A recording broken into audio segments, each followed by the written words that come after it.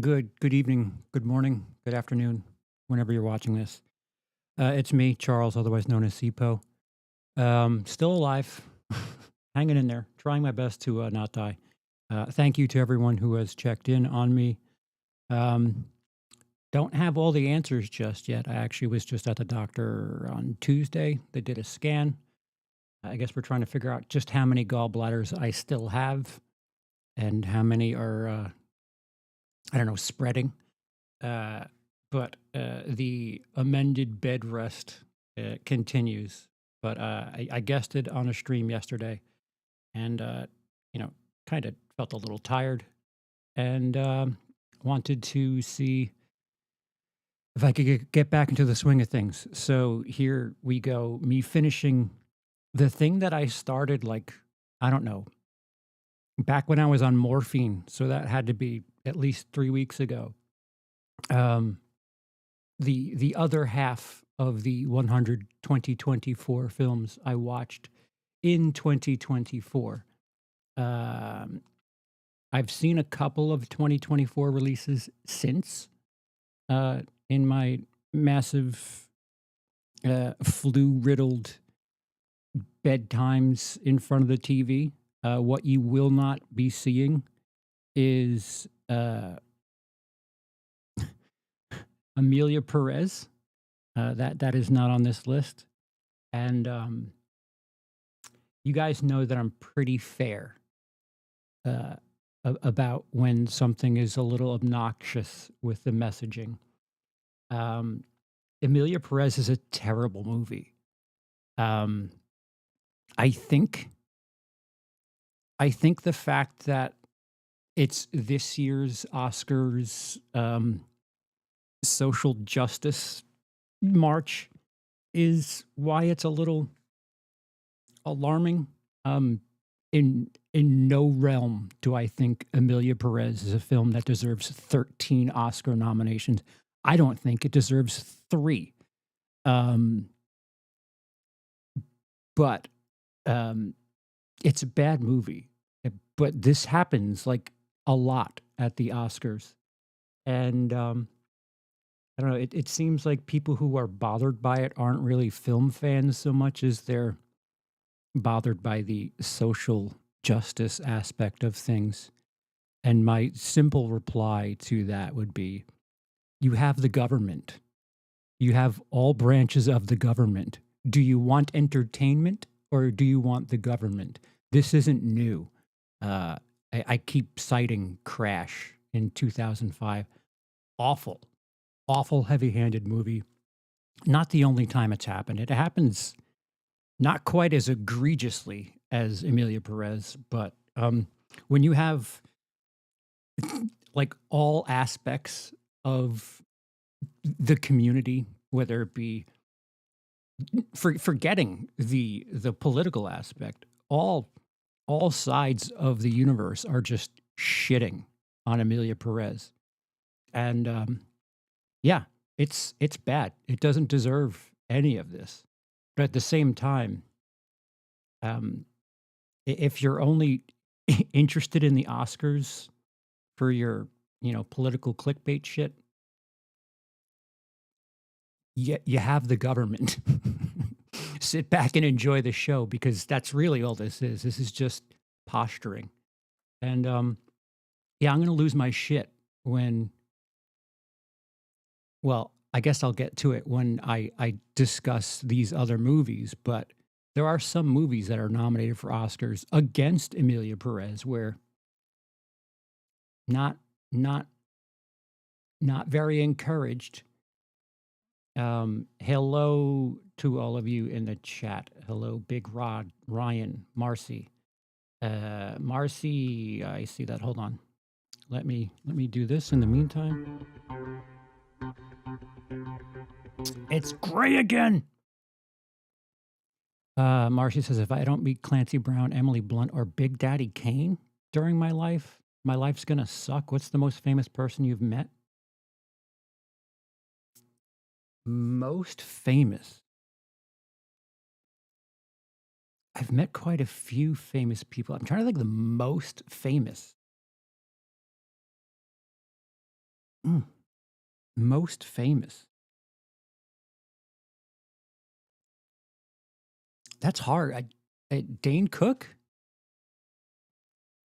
What's weirder is I've been in Dane Cook's DMs. We've chatted a couple of times. He's kind of a big deal. It's hard, not to gloat or anything, but I've been with a bunch of people who ended up being a bit more famous than when I like met them or knew them. Being an entertainer, being a comedian, but I can't think of like actors and things like that. Luckily, my career ended early on the acting front. JDF says Cody Leach is more famous than Dane Cook. I, I'm sure Cody will make sure to send you a check for that one.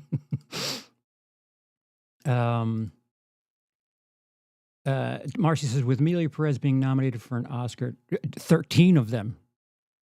It felt like Oscars became more Razzies than prestige movie awards. A celebration and sucking. Yeah. Um, it's it's posturing. It's like this snap reaction to things that are going on in politics. I mean, it, cooler heads prevail. Like I remember when Michael Moore won an Oscar and decided to use the Oscars to talk about President Bush, and people were booing him. So, you know, even though there's ridiculous posturing at the Oscars and like these, I don't know, these it, you tried trophies, and here we're acknowledging that you exist and society needs you. That's not the best. It's just I don't know, a participation trophy, and you could do far better. Hopefully, people in the Academy watch these films and vote on that, and less so just this culture war thing. Because again, I'm pretty fair about things. Black Christmas is an atrocious, heavy-handed message fest. Amelia Perez, I don't know if it's a message fest so much as it's a cynical approach to a bunch of different communities, because the French filmmaker didn't really do any studying on Mexican culture. Um, and apparently the Mexican community is like, this is bullshit. This isn't what this is like. Uh, I've seen plenty of videos from the trans community that are calling this camp, but not in a fun showgirls way. Who is your audience? And I guess the answer is the Academy. It's depressing. It's depressing, but this happens every so often. And I can't wait for politics to be boring again. It's going to be a while. Although here on this side of the pond, it's not quite as aggressive and loud. Or maybe I'm just ignoring it. Um, JDev says, I'm happy. Stu, who has been announced to come back for Scream 7. It's probably a flashback scene with him, Billy, and Roman. I'm hoping he's still alive. And Ryan says, me too. I can't take any more retconning. When you tell a story, and I realize it's a slasher, so whatever that's worth. Wes Craven's dead, so there's that too. When you tell a story and a character dies, spoiler, um, that's the end of their story. And then when you come back 30 years later and say, just kidding, he's actually alive the whole time, you really start pulling on threads. And then horror movies, especially slashers, become something of a caricature of what most people mock these films for. And yeah, JDev, how are you feeling? Have you watched episode 8 yet on Original Sin? And how are you feeling going into these last two episodes? Because I feel like a battered wife. Uh, I I want to be positive, but I've heard these things before. I've felt these feelings before, and I know what those things turned out to be. So I'm curious, Jada, because I know you're kind of in on Original Sin, aren't you? Um, this is cranberry juice for those of you who are wondering what the drink that isn't soda is concerned. I'm on my period. That is a Departed reference for those of you who understand that reference. I watched the episodes right away. I'm liking it a whole lot more. All right. Well, I'm hoping I'm hoping it follows through. I've just been crash coursing, if that's a word, uh, the entirety of the series and blazing past seasons 5, 6, and now I'm halfway through 7. 5's something of a disappointing ending. 6, something of a disappointing, not for climactic purposes. 8 is disappointing. New Blood to me is disappointing. I feel like they've perfected the art of letting us down. However strong the lead in is, I really feel like they can't land the plane. Um, but if I again, I don't technically have complaints just yet. I'm just concerned. I like we'll find out Brian actually killed Harry.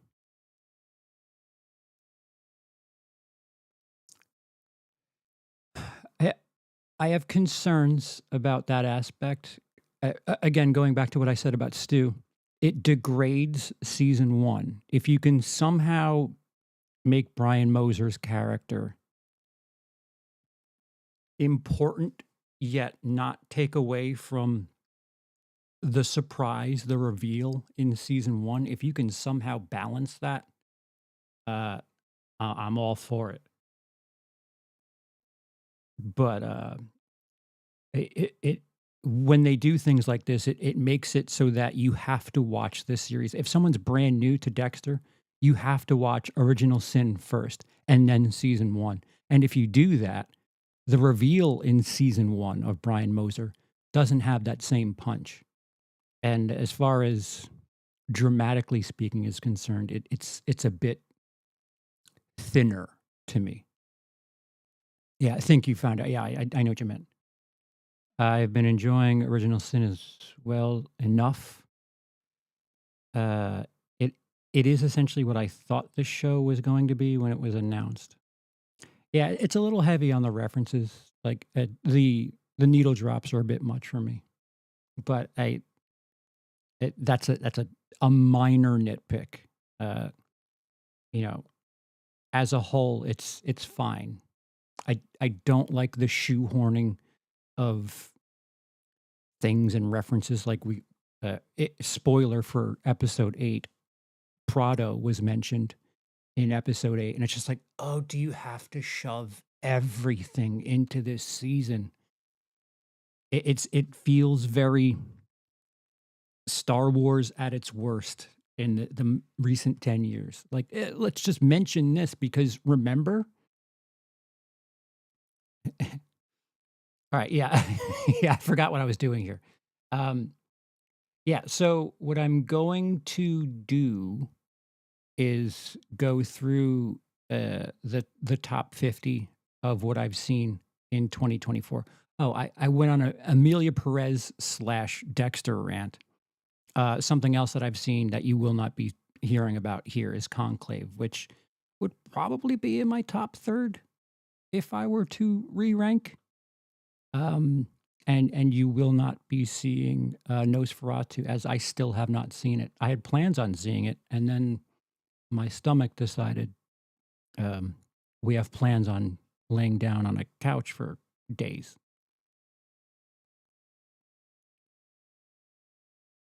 I have plans to watch your top 5 tragic characters from Lost video when I'm done with the show. It's been a while, but thank you.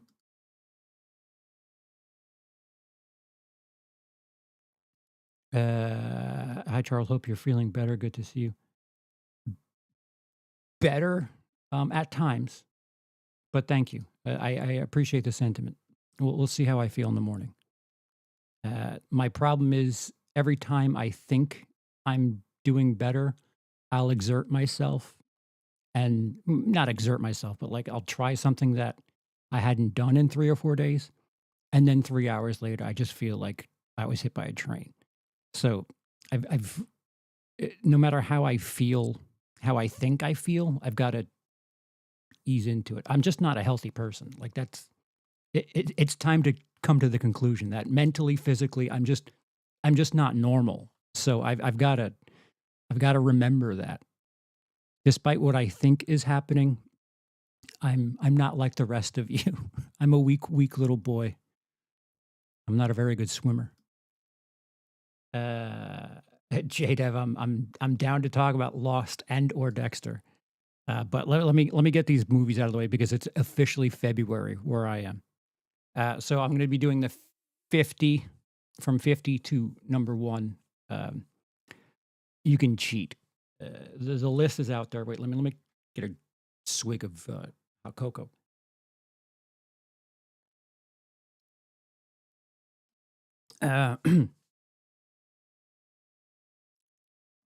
And Sniff Kittens doesn't really like Nosferatu, but let's talk about Baby Girl. Nope. Just resume, but how do you feel about Lost overall? I've come around on it. I used to think that I really didn't like season 6. But as I watch it more and more, it's not my favorite season. I really feel like if they could find a way to rework an ending after season 5, I would have been on board with that. But I'm accepting of it. I think it's not the greatest thing in the world. Another just land the plane. Forgive the pun for that show. But the journey is well worth it. If you're going to judge a show based on the last couple of episodes and not acknowledge the fact that those first couple of seasons are just platinum grade, not being fair. I think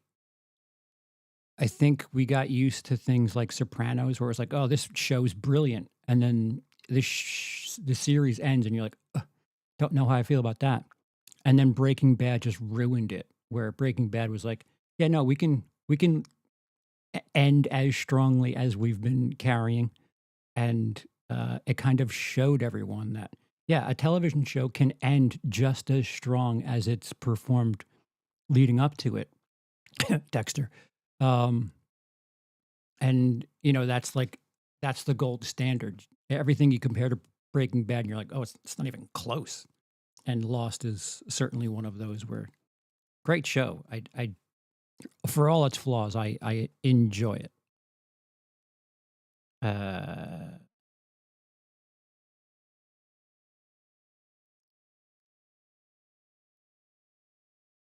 Okay. All right. So 50, number 50 in 2024 for me that I saw in 2024 is Love Lies Bleeding. Odd movie. An odd movie that doesn't really show itself to be odd for a while. We had a lot of movies in 2024 where if you judge it you're just basing your judgment on the first act. You're not getting the movie that you think you are. And Love Lies Bleeding is certainly like if you just watch the first half an hour and you're like, all right, I know what this is. No, you don't. You don't. And I think I was a little taken out of the movie once it got a little wild, a lot wild.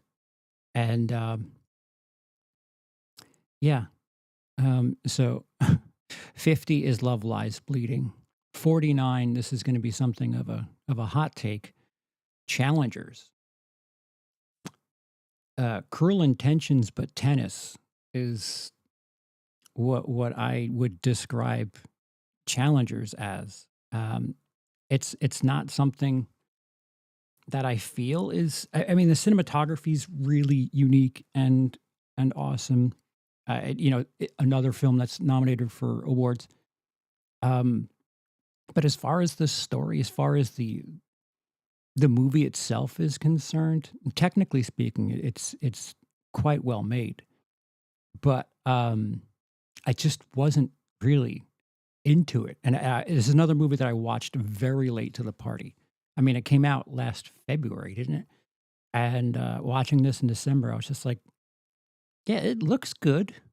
Um, but I mean, is anything new these days? I remember watching it thinking, this just feels like a bunch of other things I've seen before. And it just didn't really grab me. Read into that however you will. Number 48 for me is wolves. Don't know how you can make that word. But George Clooney, Brad Pitt in a film that no one will watch because it's on a streaming service that no one has, unless I guess you're in your first 6 months of owning an Apple product. Yeah, if you enjoy them together, it's more of that. Two, what do they call them? Cleaners, fixers. I think it's fixers. Uh, kind of arguing and having issues with each other's methods for doing things, and they have something that they have to keep track of. But that's not a movie that I would want to see on a big screen. If I like paid theater money for Wolves, I would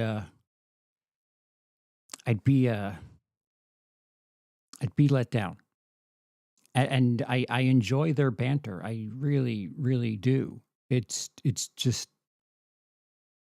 um I'll just watch the Oceans trilogy. I'll watch Oceans 13 before I watch Wolves again. Uh-oh. Grace chimed in. Grace says Wolves above Love Lives Bleeding. But why? How?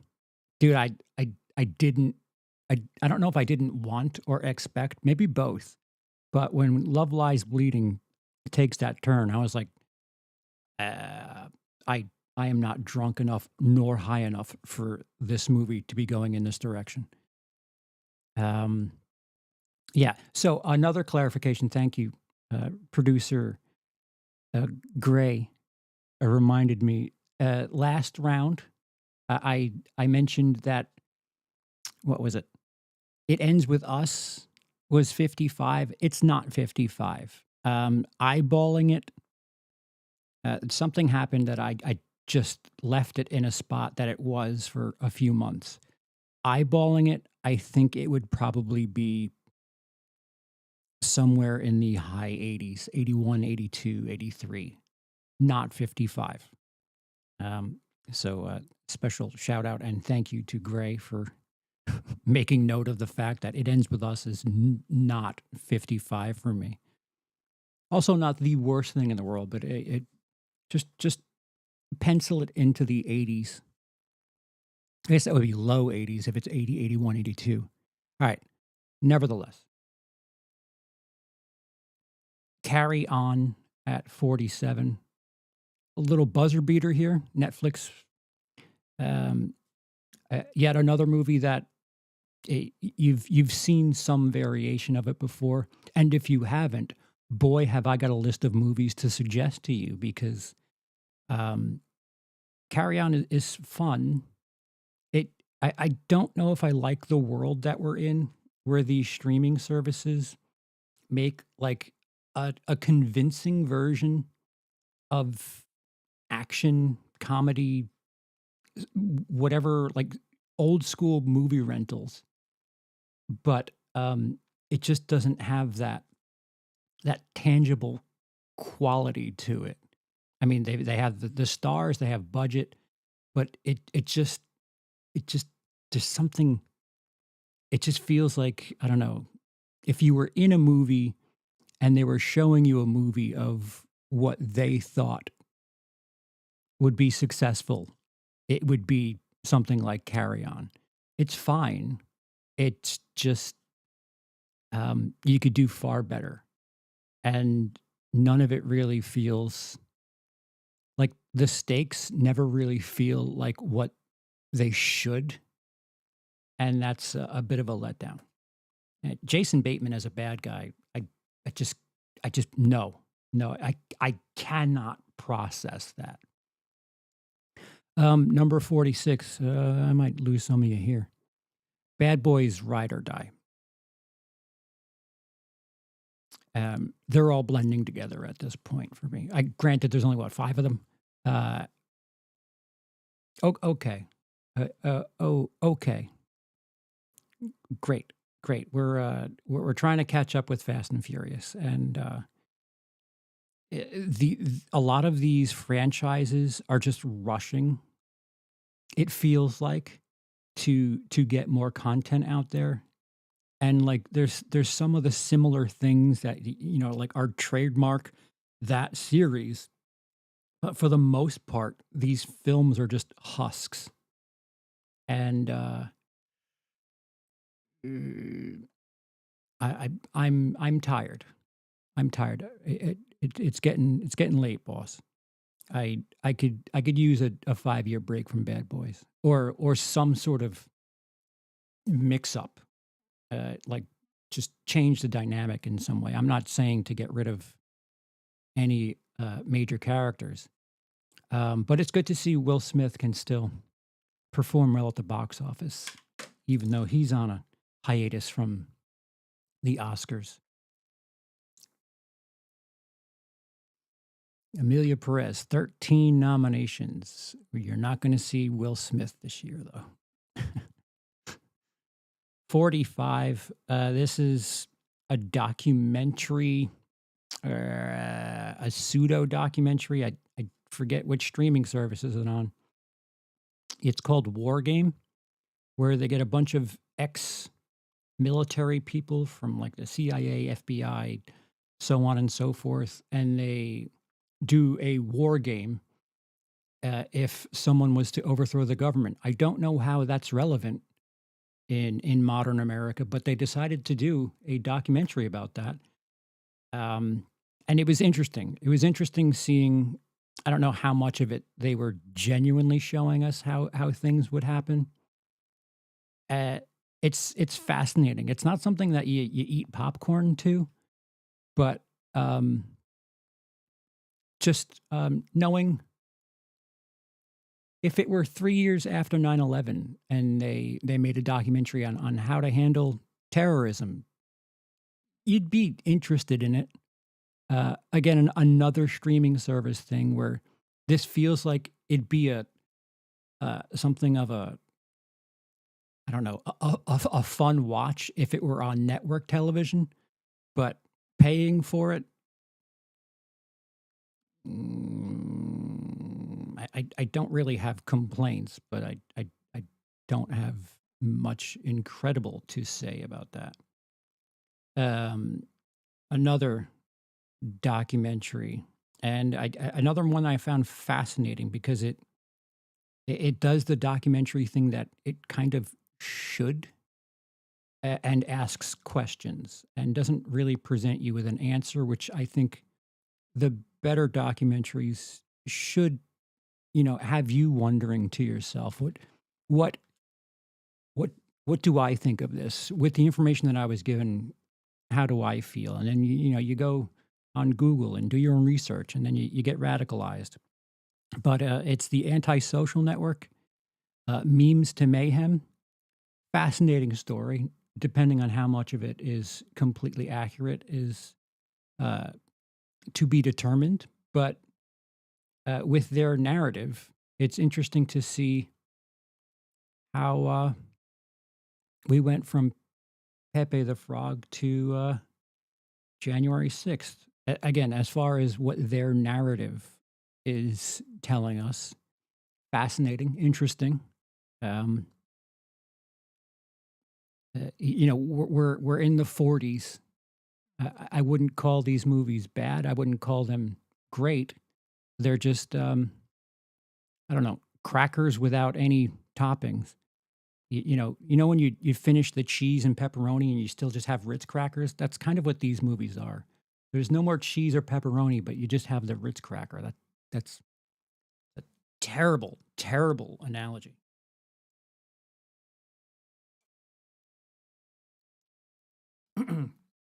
Pardon me, I'm gonna have to be taking drinks every now and again. Marcy, Am I Racist is in my bottom 5. That is the video before this. Yes, Am I Racist was, I think, bottom 5. 95 through 100. It was one of those. I'll check right now. Oh, I'm wrong. 94. All right. So 43. Oh boy, I'm gonna lose more of you. Long legs. Um, People are fired up about what. Yeah, I'm out of practice, Gray. So I don't know what comedy is anymore. Very clearly, I do not know what comedy is anymore. Um, yeah. 43 is long legs. I'm not completely sold on Osgood Perkins just yet. Uh, Being re-reminded of Black Coat's daughter hurt me. I think I think Longlegs, if it were tighter, might have been a better experience for me. But um, it feels like three separate movies, and none of the narratives really kind of pay off. And my issue with Black Coat's daughter was it felt like two separate movies, and the editing felt funky. I don't know if I have that complaint for Longlegs, but there are moments where Longleg feels like Zodiac. There are moments where it feels like Silence of the Lambs, and then the third act happens, and it's not kind of either of those. And like the Zodiac element just doesn't matter. Um, I can't remember the last time I've seen a movie where something was that present in a story, yet also sort of irrelevant by film's end, where it was just I don't know. Maybe irrelevant is a strong word because I think the codes have something of a purpose, but it's a bit of a letdown. And I know he's got something else coming out in 2025. Um, this is where I really wince at the horror community that anything that is remotely not terrible. I don't know. I guess I'm just an ogre, but anything that's just remotely okay, horror social media just goes bonkers over. And um, yeah, there's fantastic horror in the last 5 to 10 years. Don't know if I would put Long Legs in that category, but let's roll out the red carpet for Osgood. Hey, maybe Monkey is going to be something good. We'll see. 42. I guess we're doing a bit of a horror roll here. 42. Actually, no. 42 is Maxine, and I love X. I love Pearl. Maxine is a hard fall from those two films. The third act just just dissipates. Um, I get that the film is trying to homage those video nasties and pseudo giallo films from the 80s. Looks like it fantastic. I feel like the substance of X and Pearl was certainly stronger than Maxine, and the way they do things in Maxine to bring things around in the third act, I don't think that was really well established. If you only watch Maxine, the third act makes no sense to you. You like you I I'm not a fan of movies that you need to see everything. Like, all right, here's your homework before you watch this movie. It's a bit of an exaggeration, but things that happen in the third act, you need to be aware of. Uh, well, X at the very least. And as much as I feel like X and Pearl were like uh, parallels and shadows of one another, Maxine was kind of its own thing. And I guess I'm too much of a stan for X and Pearl, and maybe that's why I was a bit let down. But 42, top 40%. I just wanted more, didn't get it, and that's why that's there.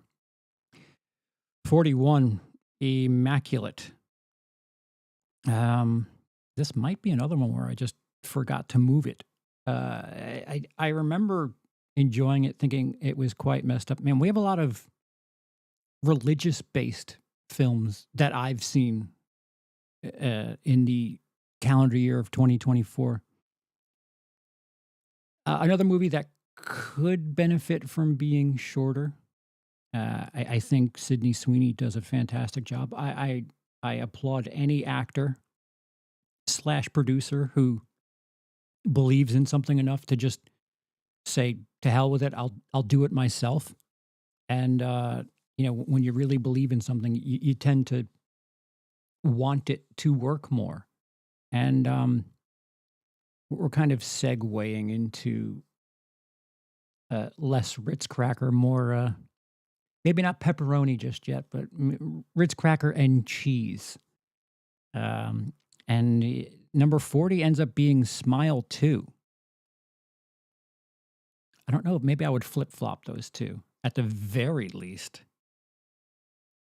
Smile 2, I was on board with for, I don't know, an hour.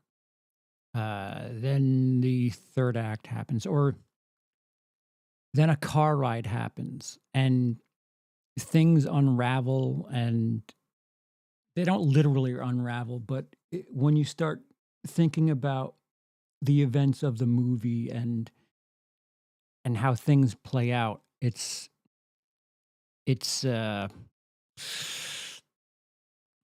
I narratively, if that's a word, narratively speaking, the floor kind of gets kicked out in a third act for Smile 2. And my question is, so what? We have that many people affected now. So Smile 3 could end up being Land of the Dead for the Smile Curse. It just I really really wanted to like this. And I did. And I remember Cody saying it was a bit of a letdown. And I watched it for like 45 minutes, an hour, and I was like, what is he talking about? This is quite I'm into this. And then it really it a lot of movies this year take a turn, and Smile 2, one of those for me. 39 is Wallace and Gromit, Vengeance Most Foul. Saw this. I don't think this was a U.S. release in 2024, but we had it premiere here on Christmas, and yeah, it's fine. I don't know, maybe the whole Christmas spirit, watching it with a family, all that shit made me I don't know, a bit more sentimental for it. They're all well made movies, and I don't know, pretty fresh in my memory, and that might be a rather recency bias, based ranking, but I had a good time with it. And again, maybe the environment affected this score, but you could do worse as far as film, uh, I don't know, family films that are also technically in the animation bracket. Number 38 is Fresh Kills. A lot of you may have not heard of this. It went strictly to VOD. Um, it's something of a mob movie, but don't expect a mob movie, if that makes any sense. Uh, Jennifer Esposito, who's in it, also directed it. You'll recognize some familiar faces from mob films, and I think a couple of Sopranos actors are in this. Um, this could be location bias because it takes place in a town called Fresh Kills in Staten Island, New York. Um, growing up as well, a half Italian, a lot of the things that this movie, like the environment, it nailed perfectly. Um, however, the story itself is a little flimsy. I feel like a lot of the actors are doing fantastic work. If the material that they had to work with were a little bit stronger, uh, I think it would have caught on with larger audiences. Um,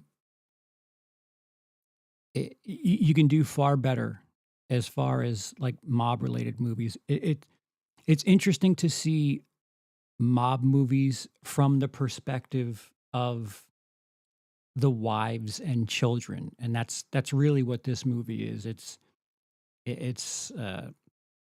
women and children of I don't think he's a mob boss, but he's a connected guy, and it's an interesting perspective.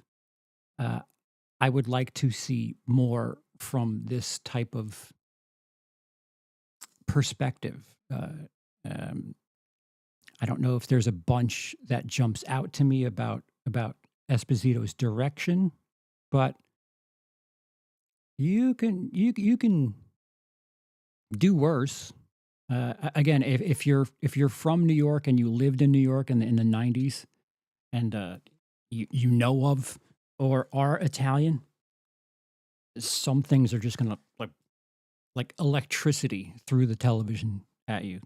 It, there are some things like that I forget it. They put coins in the back seat of their new car. I never saw that anywhere else in my life, but it was in this movie. You throw your loose change in the back seat of a brand new car for good luck. I don't know how many extra stars I give that movie for that, but it's real. That's a thing. It may seem ridiculous and irrelevant to people, but they do that. I don't know why I said they. We do that. Number 37, Daddy-O. Um, this is just two people performing. Uh, show, let me make sure I'm getting the names right because I've been calling Sean Penn. I've been calling Sean Penn Mel Gibson for about a month now. Yes, Sean Penn plays a cab driver. You know how many white guys in their 60s there are driving cabs in New York. Anyway, uh, Dakota Johnson plays something of a uh, I don't know. She's arriving at JFK Airport from a flight. We don't know where, but she needs a cab ride into the city, and it's just two people talking. And Sean Penn is your typical gruffy cab driver that does not exist anymore in New York. well, certainly not that, speak and look like Sean Penn, but I think it's what the movie world would like to think of when they think of cab drivers. Regardless, it's a fun back and forth, but it's just two actors talking. The dramatics of the shift of their um I don't know, their guard being put up and down, but there's nothing else to it. If you're expecting some explosions, if you're expecting, multiple car pileup, you're not gonna get that. It's just I think Gray actually said it would play really well as like a theater production, and I agree with that. And uh, I guess this is more uh, perfect for like the rental environment. There are some movies that you should probably watch on the big screen, and there are probably some movies you should maybe just watch at home. I don't, with apologies to people that think otherwise, I don't think Daddy-O is something you need to see in, you know, Dolby surround, IMAX. Like, I just don't think that's something you need to see in a theater. But, stranger things have happened. 36, Speak No Evil. I, um, I prefer the 2022 version. I you might be scratching your head thinking, "Wait, there's 2 movies within the last 2 years that are with the same name?" Yeah, they remade a movie that was, I don't know, 18 months old. Um, Something I respect, uh, international movies for is their endings are a bit more brutal and harsh. Um, Not to say that Speak No Evil in 2024 is something that, you know, you walk away from and have joyous feelings like, "Ooh, that that makes me feel good. I'm ready to lay down in my bed and and take on the day," or quite the opposite. Um, the ending, knowing the source material, Speak No Evil 2022 goes hard, like hard. Um, that's not to say that some elements of what made the original so powerful aren't in Speak No Evil. There's certainly some scenes where there's discomfort. It's just a socially uncomfortable movie to watch. I mean, they add this aspect in the American version about uh, well, I think that's it's something of a spoiler, but there's something different about the relationship and what the two groups share with each other, and I guess that's a good way to adapt it to an American audience. Also, the original was mostly English anyway, so I don't know. If you were to remake something like Parasite, and while not have the ending be something like they save the day, but have Parasite remade with a bit of a lighter ending, would you enjoy that if you had seen the original Parasite? I mean, it's different, but I'm not trying to take anything away from James McAvoy's performance. I mean, we're at 36, top third, but in the case of Speak No Evil, I think you have a very similar item that you can compare it to and say, a little bit stronger. No, no. All right, 35 to go.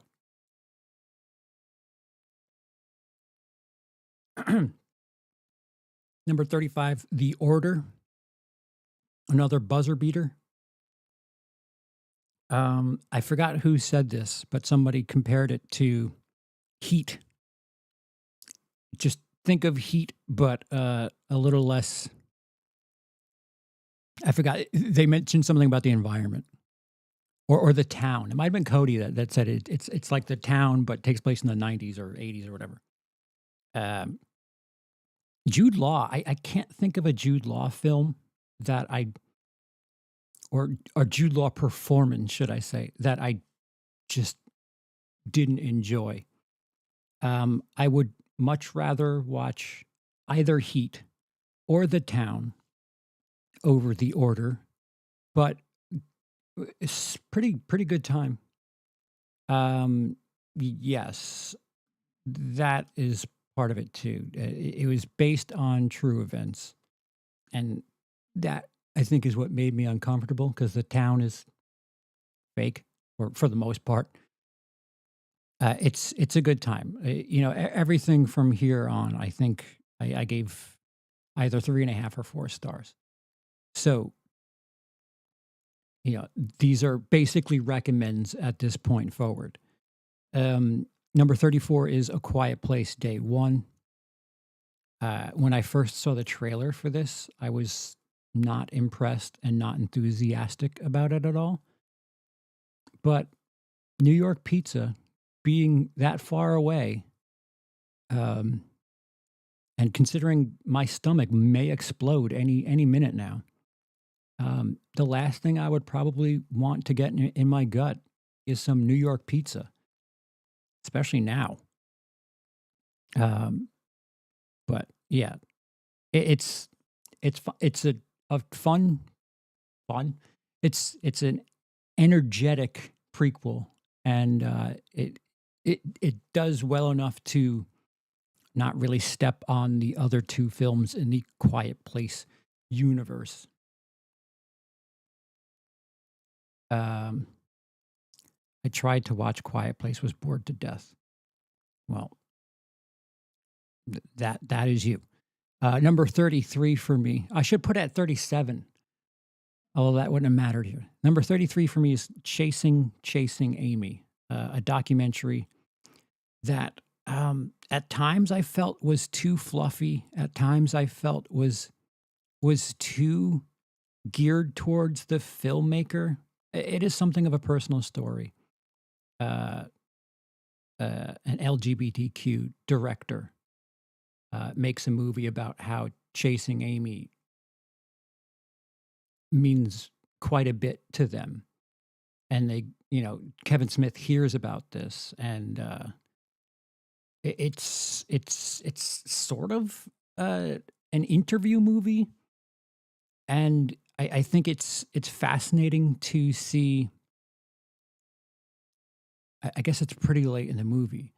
This person who holds chasing Amy on such a high regard, and doesn't understand what it means to other people, and as they're going on this journey, speaking to people who made the movie, kind of weighing what that means to them, like, oh, this is such a big deal to me, but there are people in the movie that this was like a really rough time for them, or there are other people in the world that feel like this movie does them a disservice.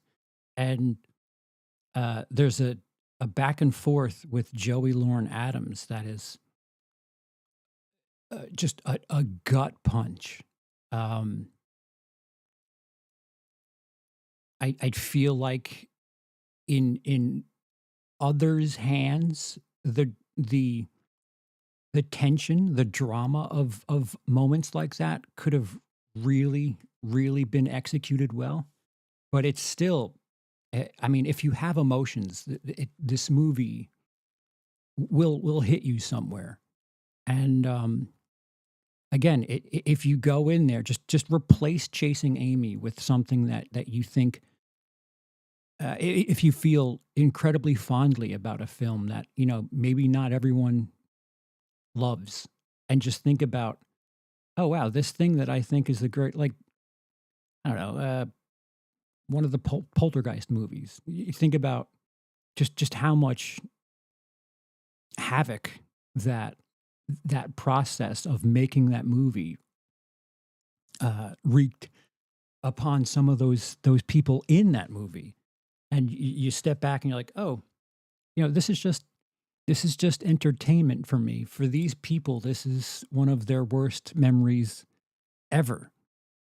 And you know, it gives you some reflection time, which I think is again, you could replace any movie and have this be done with anything where someone, I don't know, you could have me do Friday 6 and interview all the people from that, and just hear from like Darcy DeMoss about how just fucking atrocious some of the process was, and it'd be like, oh wow, so I have this vision of it, and real life is that it wasn't quite as fun and rosy as I perceive it. I would recommend it, especially if you're a fan of Kevin Smith. There's a bunch of references. I would really love to see um, Kevin Smith be funny again and less sappy, even though this isn't technically a Kevin Smith movie. But um, it just seems like the last 5 years or so, Kevin Smith stuff has just been heartfelt and sappy. He's going through his funny people stage. Number 32, Beverly Hills Cop Axel F, a movie that I had no expectations for, maybe less than no expectations for. And it was quite enjoyable. It I think that happens to me quite a bit when I have no or less than no expectation for something, and I enjoy it. I actually appreciate it more. Or it's like, thanks, movie. I didn't expect you to be anything, and you were serviceable. I appreciate you, but it didn't feel like your typical 30-year wait sequel. It felt like something that, just replace Hills Cop 3 with this, and everything's fine, sort of.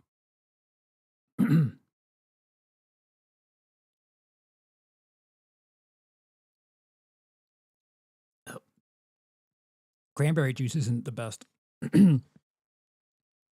Number 31, His Three Daughters. I think another Netflix movie. Carrie Coon, Natasha Lyonne, Elizabeth Olsen.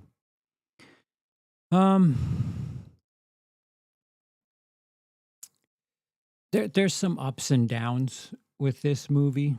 I think it's quite powerful. It is it on Netflix or Prime? I guess it doesn't matter. I gave it 3.5 stars. Um, there are moments where I kind of scratch my head for this movie, and there are moments where I felt quite emotional. But I would suggest you to watch a trailer and see how you feel about it. But if you have the streaming service that it is on, give it a whirl. Hmm. I'm looking at these rankings, and I'm just I don't think I did this. I didn't give this a once over, but number 30 is Thelma, which seems low. Uh, Thelma follows the blueprint of any typical action movie, except it stays true to the fact that you have a senior citizen who is like just completely oblivious, doesn't know how to sign into a computer, doesn't know how to do anything. But the way the movie presents these scenes is funny because it's like you're trying to tap into the mainframe. Meanwhile, they present it as your typical action movie, but it's just this old woman trying to sign into her email account, and Um, the humor is done right, and it's balanced well, and it knows what kind of movie it is, and it doesn't really stray from it, and it's something of a satire while also being an homage. I guess you could say that about a lot of satires, but really caught me by surprise. I think we're at the caught me by surprise portion of the list. Number 29, The Instigators. For as much as I'm not here for Wolf's Instigators, another film that premiered on Apple Plus. Matt Damon, Casey Affleck. I think I just prefer the Bostonians, um, but Doug Liman just getting a really rough rap, and another movie that I expected to just not be much of anything, and I had a good time with it. Again, factor in where I saw it, the environment in which I watched it. If I saw this on a big screen, might be a little perturbed, but yeah, The Instigators. For the cost of admission, you could do worse. I'm a bit more favorable to the Doug Liman stuff. It's the back and forth between Damon and Affleck. It speaks to me a bit more than that of Pitt and Clooney. I don't know why I'm using Wolves as the 1v1 comparison for this, but they're similar in certain regards. But the banter is a bit snappier, a bit uh, more fun in the Instigators, and if fun, purposely fun stuff is kind of hard to come by in films lately. Number 28 is Kingdom of the Planet of the Apes. It's been quite a while since I've seen this. Uh, I remember thinking there's no way you can follow up that trilogy, and was pretty impressed. Again, it. There are a few movies that I haven't really checked in on. I haven't seen this in months, but I was pretty impressed. What I have it as 4 stars, a 3.5. Hmm. I guess my memory of what I thought of it is different than what my score is. Um, but yeah, Kingdom of the Planet of the Apes, not quite as good as the recent trilogy, but if they're gonna keep with this, there's room to get better, and I guess there's room to get worse. But um, kind of shocked at how much I enjoyed Monkeys with Falcons. 27 is Lisa Frankenstein. Yet another movie that I haven't seen in maybe 10 months. Um, Fun. The aesthetic was interesting and fun. It certainly feels like some sort of influence of Tim Burton and the like. But Zelda Williams, okay, you have my attention. Um, the characters are not what I would call. I wouldn't call the lead a protagonist or someone you root for, but that's neither here nor there. Didn't expect much from a February kind of bizarro horror comedy, and uh, was kind of impressed. Nearly top quarter of the films that I saw in 2024. 26, Doug Liman. Just keep making movies, bro. Roadhouse. I don't know if this is something of a spicy take, but I think I prefer the new one. You need to remember that I never watched the original.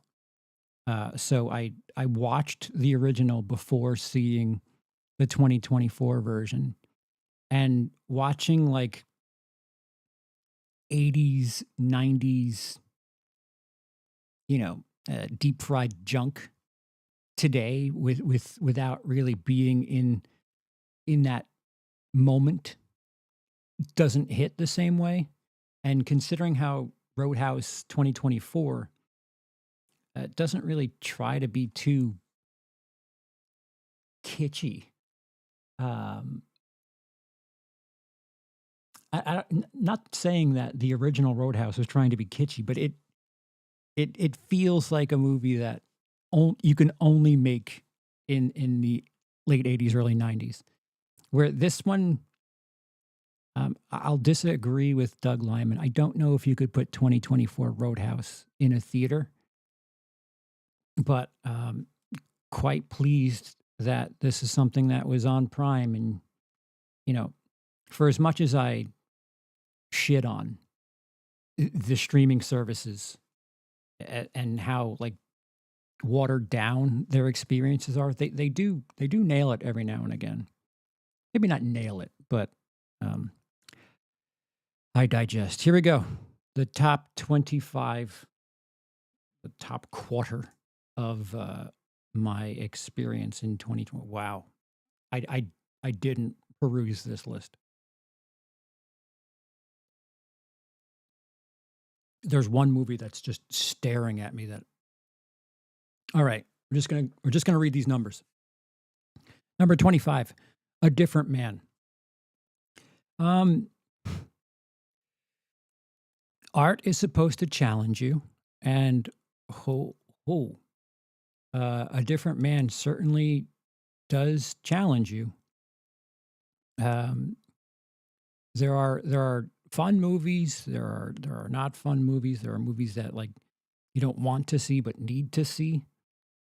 And I would put A Different Man in the category of something that you maybe you don't want to see it, but you probably need to see it just to understand certain aspects of how humans treat each other. Um, wasn't the most comfortable watching this, but it's a good story. It's acted well, executed the way I'm certain that they were trying to intend it, and I'm uncomfortable just talking about my ranking of it. So there's that. Number 24, Beetlejuice. Beetlejuice.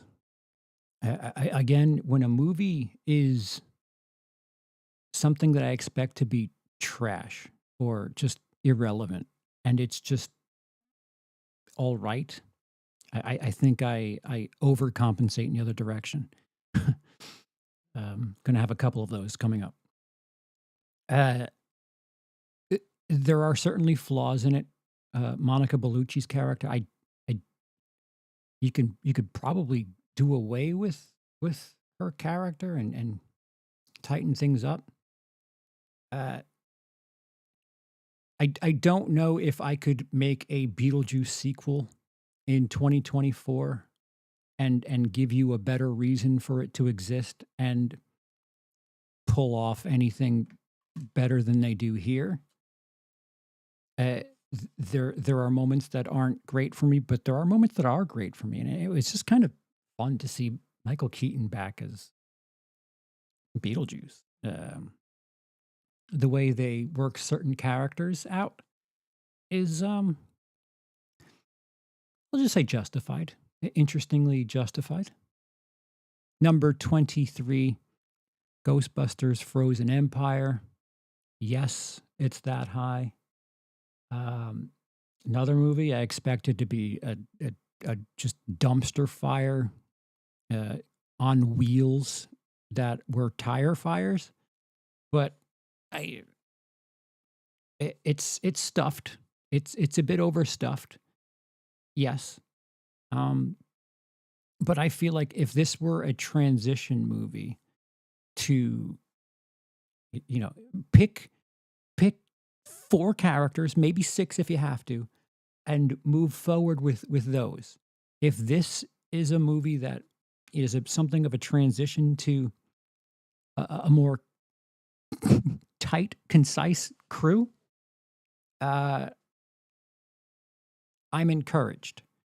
If things go in a direction that appears to be more like this, where there's 15 people that all have some sort of element in the story itself, maybe this will age like milk. Maybe it already has aged like milk. But yeah, number 22, Furiosa, Mad Max Saga. It took me a while to see this, and I don't. I'll have to agree with the sentiment that why aren't more people talking about it, and why didn't more people like enjoy this? Like, what happened with this movie that it just it just didn't catch on with people? Uh, a good time. I think maybe the fact that it's been a while since Fury Road, but if you watch Fury, easy for you to say, if you watch Fury Road and Furiosa relatively close to each other, it's quite a double bill. Number 21, The Fall Guy, another movie that just couldn't catch on. I think it's fun. I like Ryan Gosling in films where he's something of the action guy while he also is the hunk for the ladies in the audience, or gay men, uh, but is also quite funny. Uh, he's got quite a history now of being something of a Swiss Army knife for certain films. Nice Guys, I think he's just incredible in that movie.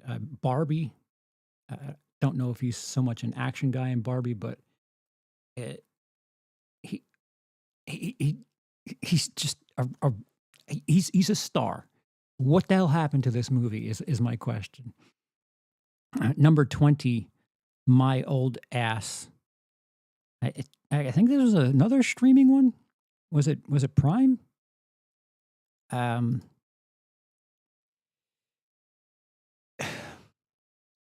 Interesting take on, um,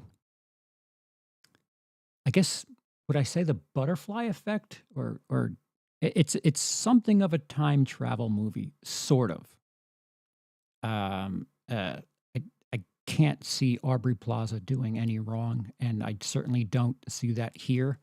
When you start to question certain things about the logistics that happen in this time travel movie, um, it gets a little fuzzy, but it's fun, and I I I'm here for it. I'm here for silly movies that don't quite take the bait, and there's something of an ambiguous ending, which is um, interesting. When you go on the ride that you do with this movie, you feel like, okay, it's going to be this is going to happen, and it really doesn't, which is um, welcomed. Number 19 is Kneecap, a movie that I would not have even thought to watch 6 months ago. Uh, I think is it pseudo true or based? Like, it's a movie about, I think the Irish rappers that are in this are actually the group Kneecap, or I'm very ill informed on just what is true, what isn't, who is who, and what. Um, Needed subtitles for it. I'm not going to lie, but I was interested in something that I had I had no sort of understanding of the politics of things. Again, a movie that I saw the trailer, I saw it was getting buzz, and I was just like, I have no interest in that. Ended up watching it, and I I enjoyed myself. I don't know how else to put it, but a movie that it checks all the boxes of something I have, like, I would not suggest to myself, but surprise, it won me over. Top 20 for me this year. Man, I'm running out of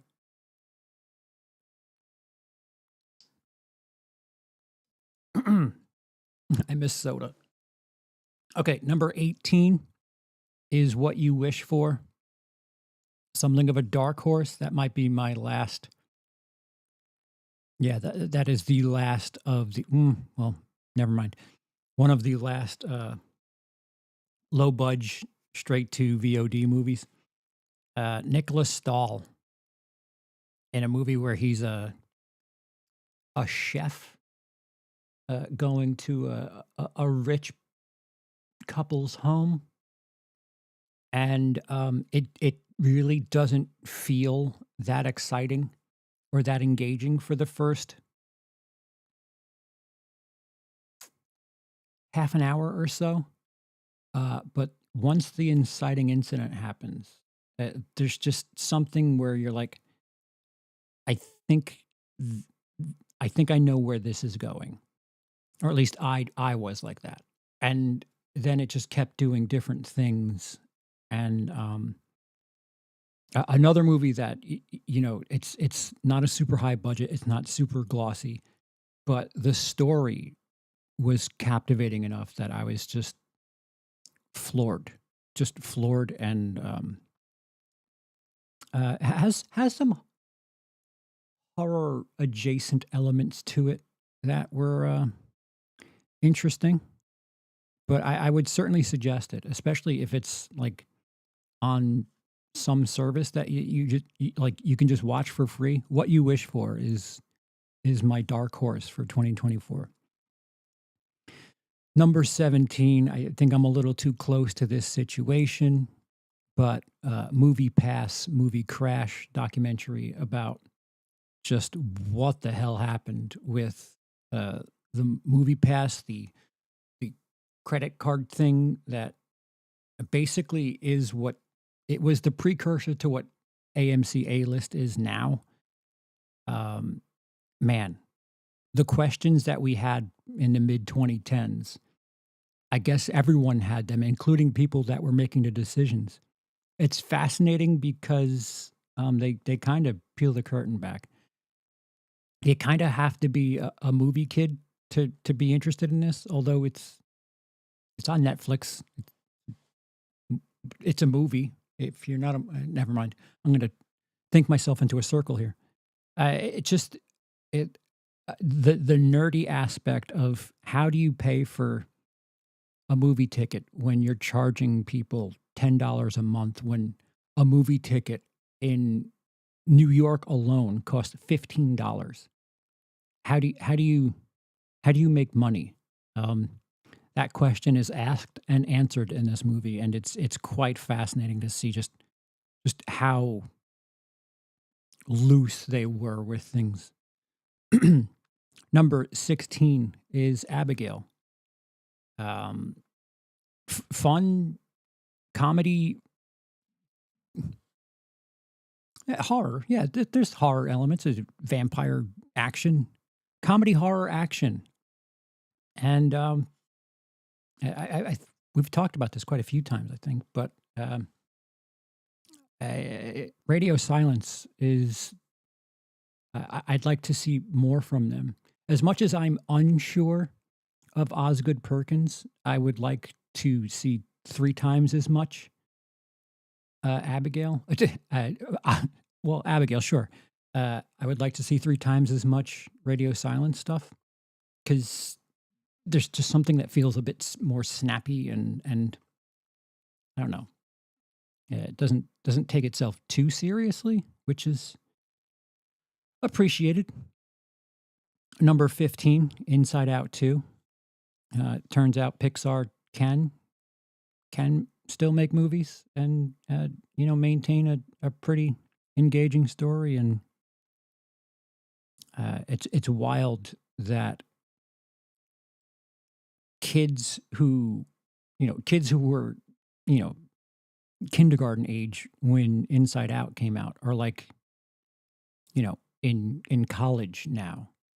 That's kinda scary to me, because I certainly was not kindergarten age when Inside Out 1 came out, but, it was nice to see where they took that story, and I don't think I think there's a bit more you can do with the feelings and the emotions in the head, but how much older can you get? Like, can you make a Pixar movie about someone going through a midlife crisis and having that yeah, all right, never mind. The family stuff I just don't have much to say about. Which leads me to number 14, Wicked. Uh, I have no sort of want or need for musicals. Uh, this movie blew my doors off. I have no knowledge of um, the Broadway play. I have no reference point for any of this. So it was all just kind of what I know about Wizard of Oz, and going into it, um, kind of interesting, kind of fascinating.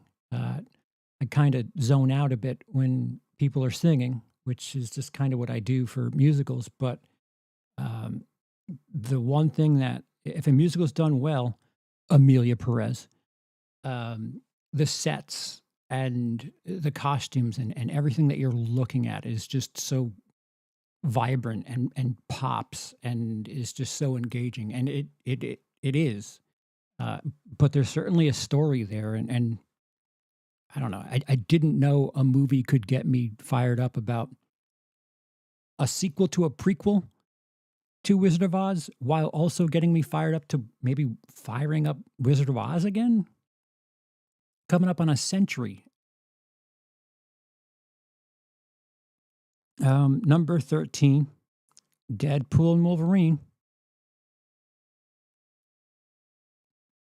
Um, we all watched it. I'm certain of it because it made all the money. Um, I sure hope that this isn't the only thing that Marvel has left up its sleeve, but uh, we finally got the payoff that we were rooting for and waiting for since what, 2015, maybe earlier. Uh, I didn't expect it to be more, and it was what I wanted it to be, and even still had some surprises that I don't know how many times you can get away with doing things this way, but as far as I'm concerned, you still a little fresh in a genre that has got some cobwebs on it. But I digest. Number 12. I saw this one late. Um, really, really wild. Uh, Boy Kills World. Another actor that I just kind of,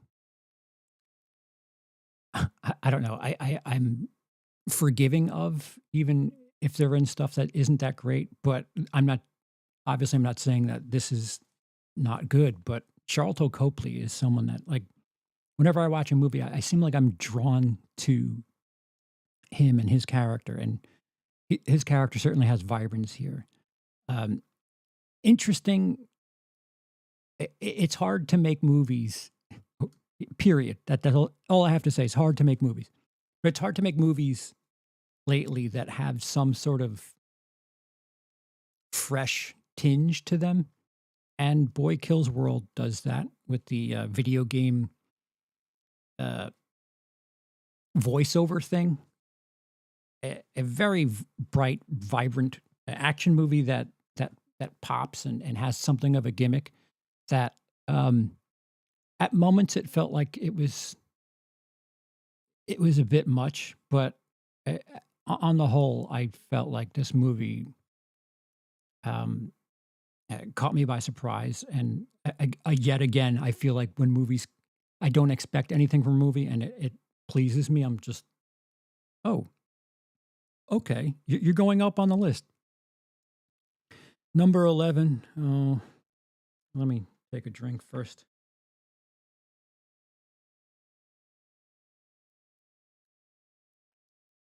Maybe I should chase it with a cranberry juice. Number 11 is Gladiator 2. I um I didn't expect anything from this movie. I expected a five alarm fire. I expected a train wreck, and I if you forget that Gladiator exists, which is quite an ask, um, Gladiator 2 is, as long as you don't compare Gladiator 2 to Gladiator, again, quite an ask. And you settle with the fact that some of the storytelling gimmicks are a little funky. Um, it's fun. Denzel Washington might save an entire star on this movie for me, because I was just all about him and his character and everything that he was doing. Just it, it, it, the third act, the movie gets quite silly, and I think there's something of a commentary on a certain empire that's happening right now. But when we see a monkey in a seat, I like officially decided, yeah, no, I'm here for this. Like people complaining about sharks and things, like I think the fact that I was prepared for that made me, I don't know, prepared for it.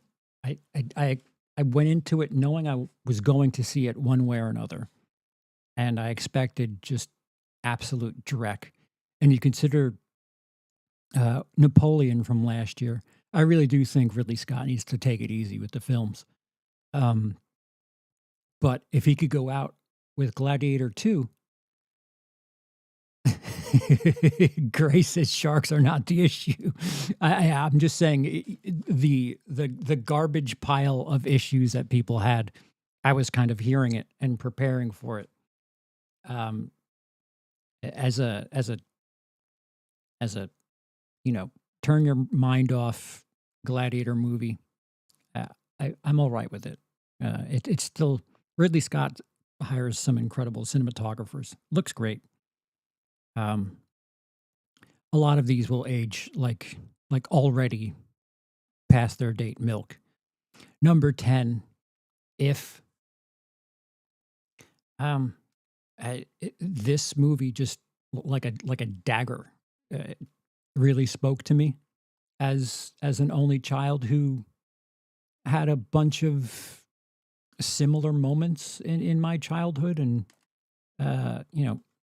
had quite a few imaginary friends, real or otherwise, that I made up. It was just a sweet story that I, maybe if you're of a family with, siblings, it maybe doesn't hit as hard. But when you're an only child and you've got to literally kind of make friends, this movie speaks to that in some way that I can't really explain, and it was quite touching for me. I don't have children. I don't have siblings, but it's something that I really have no excuse to watch. But makes me a little sad that, like, can't pop on. If I guess I'll watch it by myself. I won't tell anyone. But I it worked for me. Gracious, If only it was original. Sure. Yeah, it just worked. It caught me at the right time. I don't know what to tell you. Just like Gladiator 2 did. um, number 8 is Civil War. It was my number 1 for a while. I I I I get people's issues with it. Um, it I don't think the movie at any point, maybe trailers, maybe marketing materials make you think that this is all about which side is going to win, but the movie itself is not really that. Perhaps it's an unfortunate title, but I think the movie is executed well. The sides that are fighting isn't important, and I know that a lot of people consider that dismissive, but um, again, I'll cite this that Brian Lomax and I watched it together. You don't get more opposite sidesy than Brian and I, but we both enjoyed it and really didn't have much in the way of complaints. The cinematography in this movie is fantastic. Easy for you to say, fantastic. Um, a little important on the journalist front, but I understand what's happening there, and I am all about it. Number 8, Dune Part 2. And I say that because it's a bit of a cliffhanger there at the end. Dune Part 2 isn't exactly a complete film, and that is mostly the main issue why it isn't higher for me. Because you have this thing that this climax, this thing in the third act, and then it just kind of is like, tune in next time for Dune part 3, and that's not really an ending for me, and it's somewhat frustrating. It's a brilliant movie. Certainly speaks to me more than the first one does. I think I'm just more about action than anything. Um, what's happening?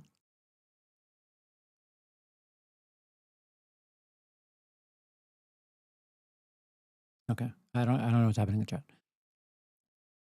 But yeah, my main issue with Dune 2, I don't have very many issues with Dune 2. It's certainly easier to go down than Dune Part 1, but it does just kind of, it doesn't really stop. It just kind of to be continued.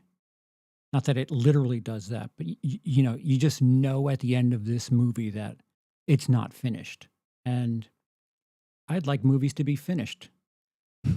Can I have a beginning, middle, and end, please?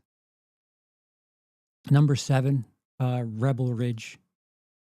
Jeremy Saulnier, director of Green Room, which was a movie that I love Green Room.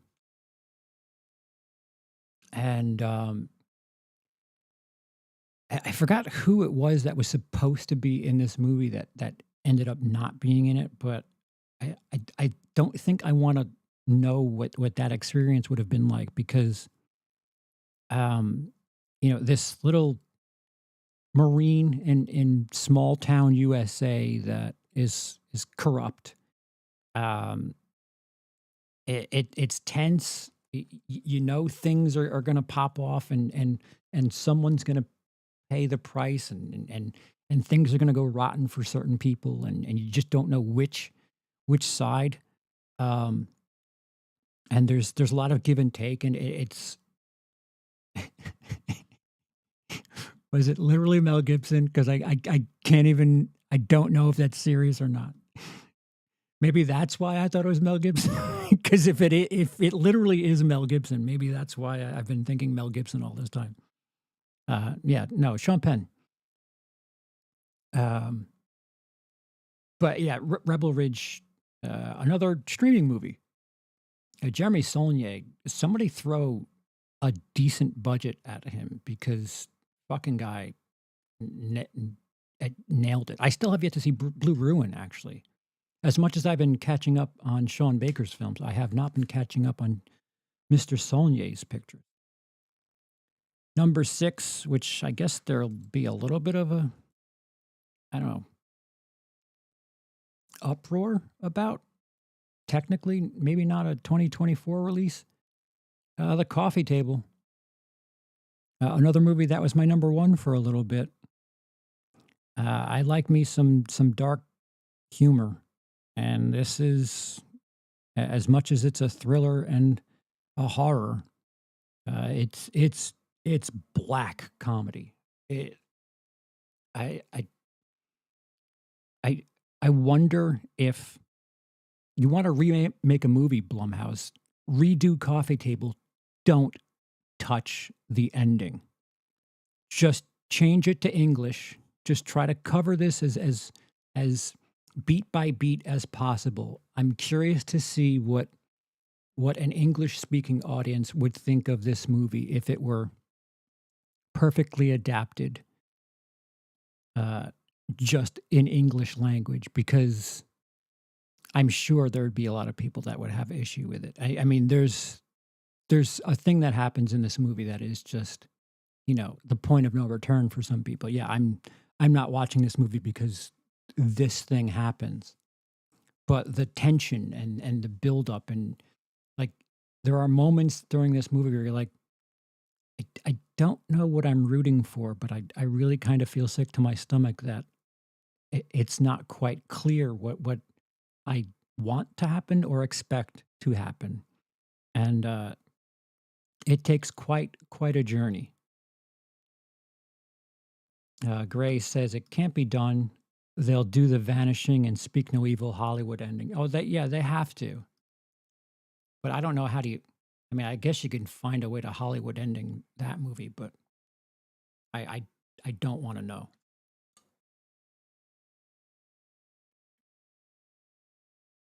Top 5, get fired up. Alien Romulus, number 5. Uh, I keep waiting for the sobriety to hit me with Alien Romulus. I've watched it again since, and I'm almost like kind of bothered with myself that it's not higher, because it's everything that I would want from a 2024 film in the Alien universe that somehow still acknowledges Prometheus. I I don't know what. Listen, there's some questionable CGI. Yes. Um, name me. I can name you 1,000 movies that are great, but also have questionable CGI. Now that we've done that, Alien Romulus, it feels like there's something in there for everyone. If you're an Alien fan, if you're an Aliens fan, if you're, I don't know why you'd be a Prometheus fan above everything else, but they really cover and homage so much in the Alien universe while also being its own like contained story, while also somehow connecting to the OG universe. Um, if they don't touch this like ever, like if it's Hollywood, so this is just nonsense talk at this point for me. If this movie just kind of lived on its own and they didn't like try to stem off of it, I'd give it even more credit. But you just know that they're going to keep pulling that thread, and I'm I have no notes that I would seriously consider changing that movie. I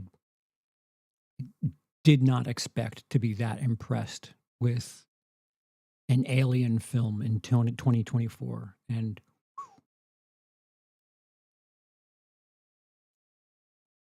what? Just cast diverse actors so you just tick the right boxes and please people, but cast Mina? Box office poison. Mina, who? What? Who's Mina? What are you talking about? Did you mean to type men? Who's Mina?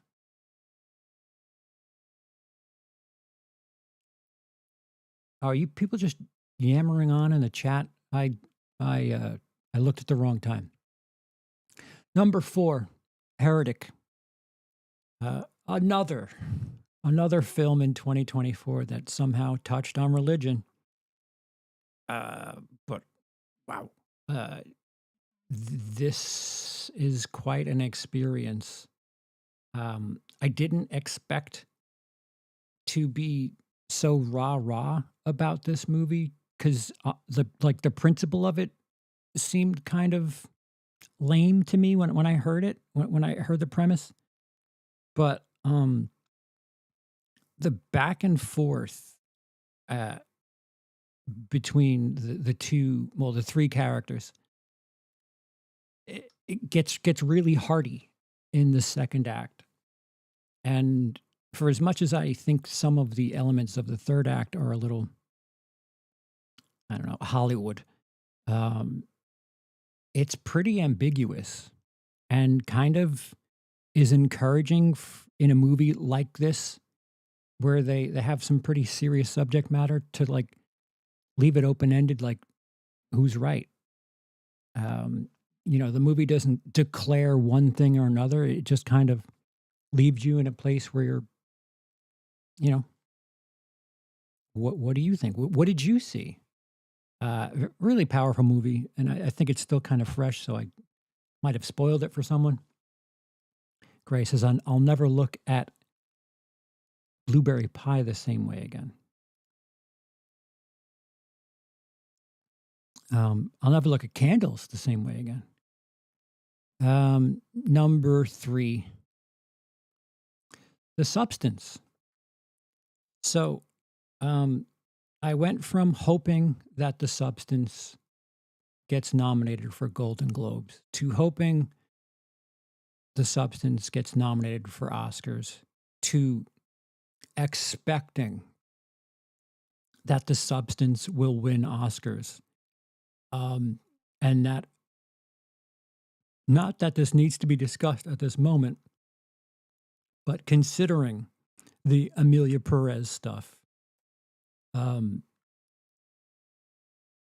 Corley Forget better win either writing or direction, at the very least. And I don't know how I've gotten to this point, but we rewatched The Substance, and it's Cronenberg Barbie is really all there is to it, and it's well made, it's flashy, it's gorgeous.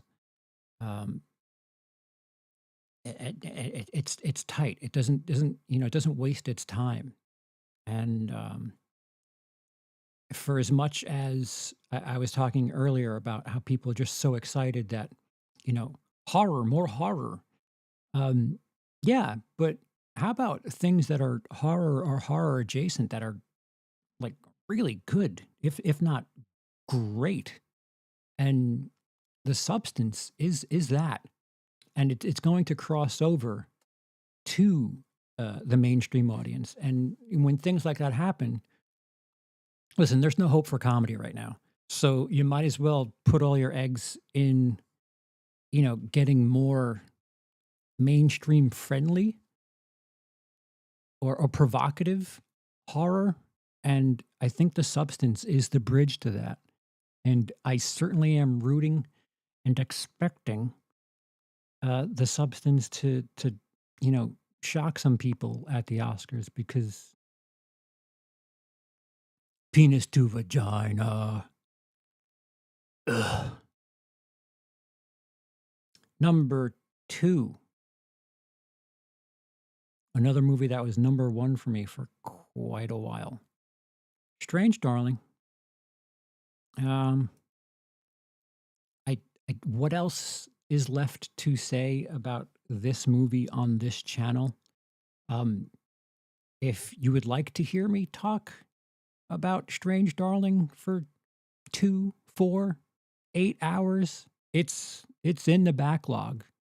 There is plenty. I don't know what is left to say about Strange Darling, but holy shit! Um, uh, more like this, please. Fucking, I didn't know Giovanni Ribisi had the cinematic eye that he does, and there's just so many parts of this movie that just slap me in the face. And yeah, I, I none of this is new to you, but I guess if you're expecting Strange Darling to be one, it's new, and it's not. Number one is Honora, a late buzzer beater. I for the first 25 minutes, half an hour of Honora, I saw this very late, the last week of the year.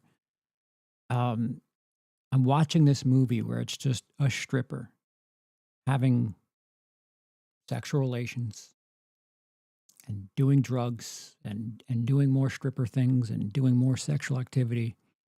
I genuinely reached a point where I was like, is there anything to this movie? Because I've seen softcore porn before, and this isn't really doing anything for me. Um, and then it it starts going. There are so many movies in 2024 where, like, if you take the first 25 minutes, 30 minutes, 45 minutes, and like base your expectations and your like judgment of the movie on that, there are so many movies in 2024 where it does something totally different, and it takes left hand, right hand, backwards turns, and Honora is no different. Honora isn't really a comedy for the first 30 minutes. It's really just kind of a softcore porno.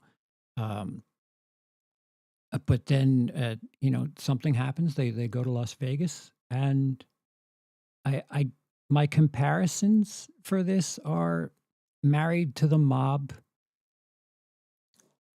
Um, for a certain element, and I, it just got really, really funny. Married to the Mob, Pretty Woman. You take those two movies and kind of throw them in a blender and throw variables into it. I This movie just gets funnier and funnier as the movie goes on, and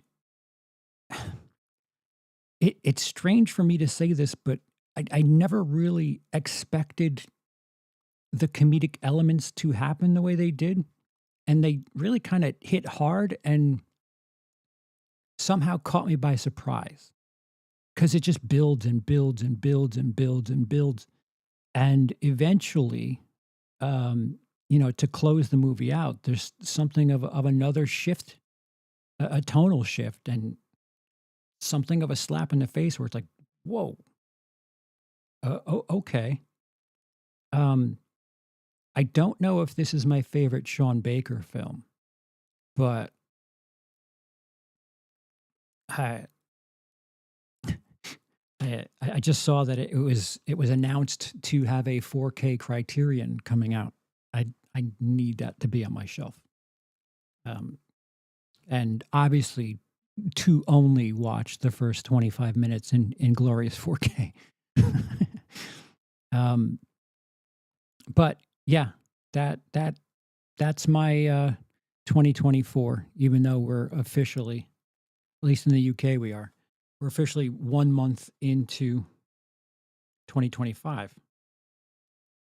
I made it, I think.